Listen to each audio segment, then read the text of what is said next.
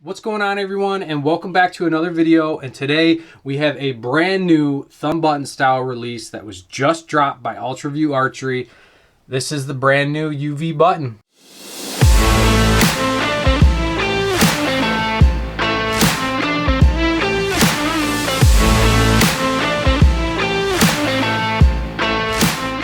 UltraView Archery is heavily marketing the UV button as a hunting style release, and they have gone through extensive lengths to ensure that this is very crisp and quiet. Now, they have developed an ultra glide self-lubricating bushing technology, which has eliminated all metal on metal contact, making this arguably the quietest handheld release that I have shot to date. Now, that ultra glide bushing technology also heavily reduces the maintenance that is required on this release because of that reduction of metal on metal contact, and it's also going to ensure that you're getting an extremely reliable release that you can depend on shot over shot. Now, the design of the UV button is very similar to the Hinge 2.0, and we're going to go into this in depth, but this release also includes a magnetic head just like the Hinge 2.0. Now, on the Hinge 2.0, it was to resolve the rattling issue that they had on the original Hinge, whereas on the UV button, this magnetic head is basically just getting this hook to the ready position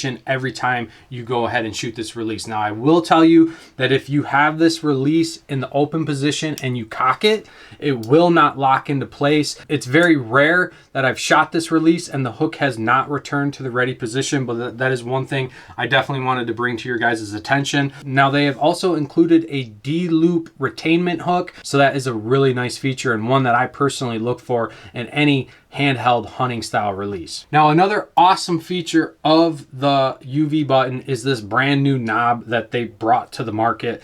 This thing has a very unique contoured twist to it, which really allows this button to bite your thumb. So it is very easy to build back pressure as you're pulling through your shot to activate this release. You're not going to get any thumb slippage on this button. I like that they oversized this button a little bit, and I also love the fact that you have a ton of adjustability on this thumb button, whereas if I compare that to my Carter Wise choice, that's where that release kind of lacked a little bit. And we'll go over the adjustment part of this a little bit later in the video. Now, as far as like the weight of this release, it is on the heavier side. They are going to offer an aluminum version for those that like a lighter release, but in regards to the weight, the stainless steel option is coming in at 160 grams, and if I compare that to the Hinge 2.0, that was coming in at 123 grams. Now, obviously, there are some additions to this release that make it a little bit heavier. Obviously, you have the knob, you have the adjustment lever, you have the cocking lever, so it's expected that this is going to be a little bit more in weight, but the good thing about this release is the feel, the fit, the hook location is identical to the Hinge 2.0. So if you are someone who shoots a Hinge 2.0 and has struggled to find a button style release for hunting because of the neck on that hinge, then this release is going to be a no-brainer for you. You'll be able to transition back and forth between the two of these very easily, and your anchor point and the feel of the release is not going to change. Now, another small but really sweet feature about this release is you do have a designated lanyard loop that comes with it. You do not have to buy a hunting bracket like you did on the Hinge 2.0. Now, as far as setting up this release, you can elongate the trigger on this release, which is very nice. That is one thing that the Carter Wise choice lacks. And then obviously you can also rotate this thumb button to get this into your desired position. Now, when it comes to adjusting or setting up the release, there is a force screw, which is going to adjust how hot or how cold you want the release. And then there's also a travel screw. And where that's going to come into play is if you are someone who likes to really get deep on that thumb button and settle in on it, you'll be able to have a little bit of play without having to worry about activating the release prematurely. Now, for me, I prefer a zero travel release, and that is why I always gravitate towards the Carter Wise choice. That thing is truly zero travel, but when UltraView said they released a zero travel release, they meant it. And I have played around with some other thumb button releases where they said it was zero travel and it really wasn't. So I was actually super excited to see that. Now, to set this up for zero travel, what you're basically going to want to do is make this release as hot as it will possibly go. So back that screw out, and then you're going to cock the release and then back out the travel until the release fires. Now, UltraView is saying to safely set this to a zero travel release. Once it fires, give it another quarter turn and you'll be ready ready to go. But one thing I will say, when I first received this release, I was a little concerned that this thing did not have set screws on the travel or the force.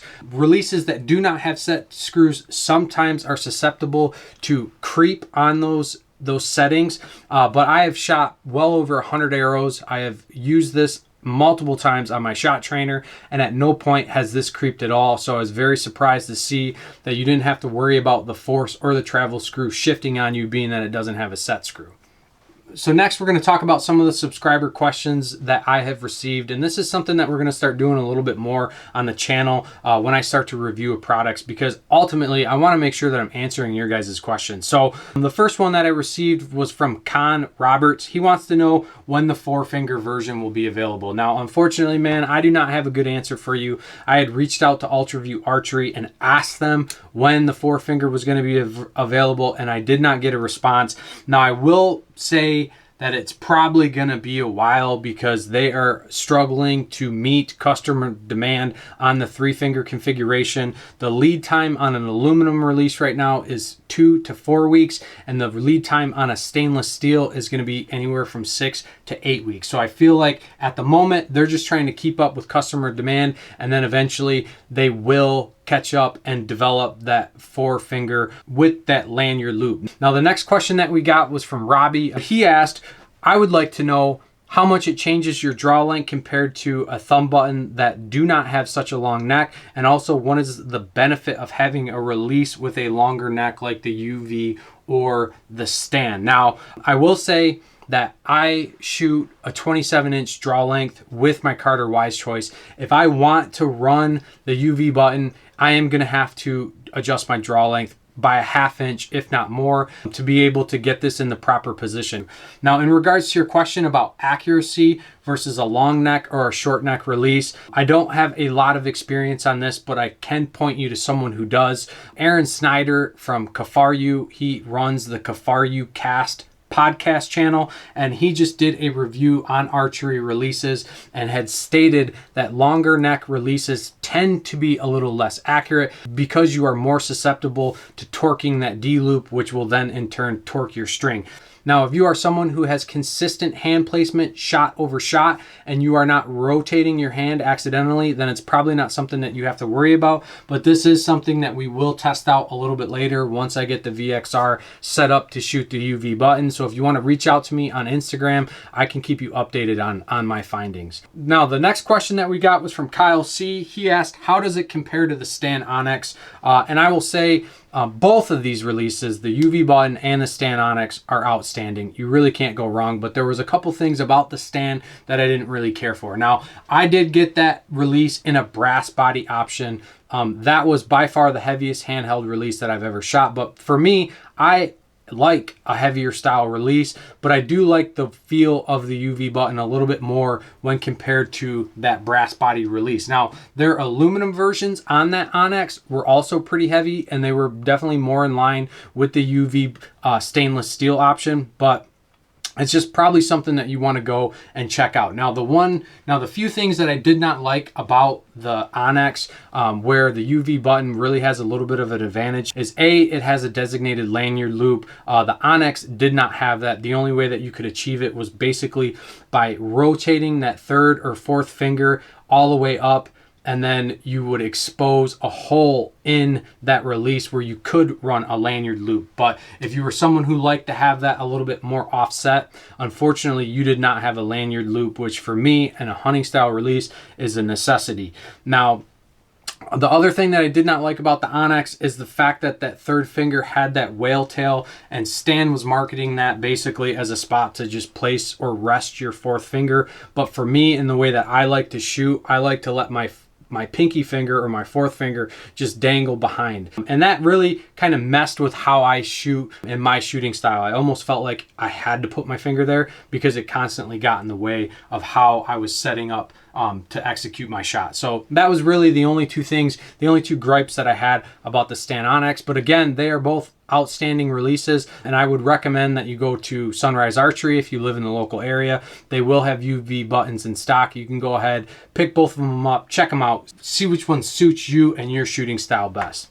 Now the next question, and this one wasn't even really a question, it was more of a comment from Tanner Harris. He said the Hinge 2.0 had major quality control issues. Hopefully this one is better in that regards. Now, I wanted to bring this up because I had the Hinge 2.0 earlier in the year and I did not experience any quality control issues with that release. Now keep in mind, that was my first Hinge ever, so I really didn't have anything to compare it to. So I'm curious as to what quality control issues that you ran into. If you could just leave us a comment below, that'll help some of the other people that are debating between the Hinge 2.0 and the UV button as a potential release. But I will definitely say that the quality control on the UV button, at least the one that I received, is outstanding. I don't have any complaints about this release at all. This thing is very crisp and feels great in the hand.